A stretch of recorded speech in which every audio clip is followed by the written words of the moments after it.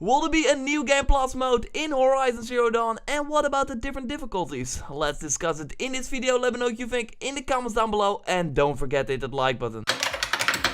You probably already know that you can play Horizon Zero Dawn on different difficulty settings. It's actually something I discussed in one of the earlier Horizon videos I did. So yes, but what kind of difficulties? Over on Twitter, RIP Eric Garner asks game director Matthijs de Jonge what the difficulty setting in the game are, and he simply replies with, there are 4 settings: easy, normal, hard, and very hard. What we heard from people that already played the game during an early preview event, where the game was probably on the normal setting, is that the game was already pretty hard. Even on the Guerrilla Games stream, the player died many times in the beginning area, something he probably played a lot of times already. I mean, he works for Guerrilla Games, so yeah, you get early access to the game, you already played the game, you give some feedback.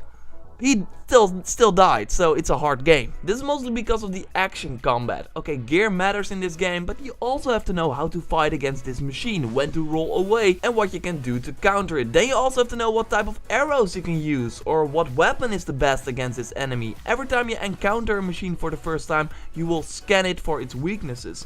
What I'm trying to say is that you will probably get some sort of Dark Souls experience when you play this game on very hard. In the stream by Guerrilla Games, yes, the one where they died a lot, they also talked about what would change if you put it on a harder difficulty. Of course, the enemies will hit harder, so you take less damage before you die, but also the herbs and other collectibles do not appear in the world as often as if you would play this game on, for example, the easy difficulty. So that will make it way harder to find stuff to craft, for example, a potion or an arrow with. This of course sounds harder. I mean, less potions is less times that you can heal yourself. But it also sounds a little bit frustrating to me. If you have to look way better to get some herbs or other stuff, it might simply take way more time to get the ingredients you want. We don't know, obviously, how this will shake out in the end, but this is just my immediate reaction. It does make the game harder, of course, but it could also make it less fun. But we will have to wait for the reviews for that. But it's good to know this before you were planning to put this game on very hard. Still do it.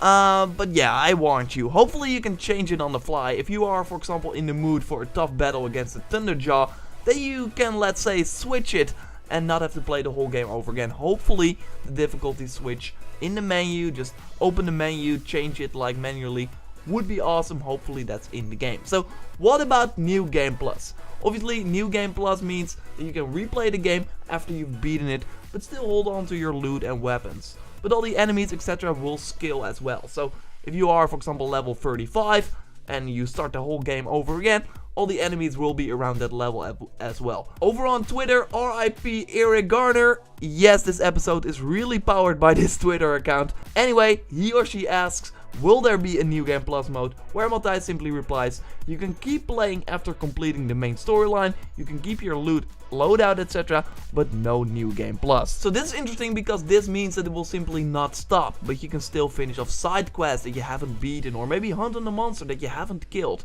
And personally, I think that this is way more exciting than a New Game Plus mode. I can totally imagine, for example, that there are machines that we don't know of right now. Okay, I think we can clarify that this is the case. Thanks again, Matthijs de Jonge on Twitter, game director on Horizon Zero Dawn. Great job. So I think it's a safe bet that there are machines that are more powerful than the Thunderjaw. Machines that you can't simply beat the first time you see them. But maybe after the story you can train a bit, get some tools, traps and arrows together and then try it. This really reminds me of the huge enemies in Final Fantasy 15, for example, or Xenoblade Chronicles. Enemies that you can go back to and kill for some awesome loot or maybe a trophy. Enemies that you could not kill before, and with the enemy structure of Horizon Zero Dawn, I can totally see this being the case, that there's like a huge enemy, maybe a Tallneck, you can kill a Tallneck, that would be insane, or other huge enemies that we simply haven't seen in the game before. Man, I'm super excited. So, on what difficulty are you going to play the game? I haven't told you what I'm going to do, so I will now. I will probably go for the normal mode. Fingers crossed that you can change it later, like, yeah, when you're a player.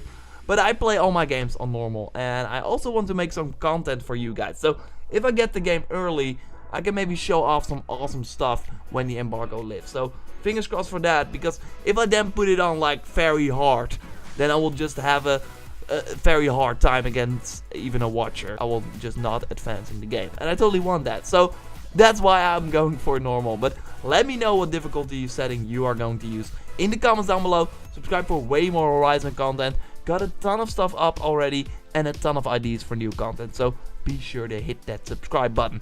Like the video if you did, and I will speak to you next time. Goodbye. Thanks a lot for watching.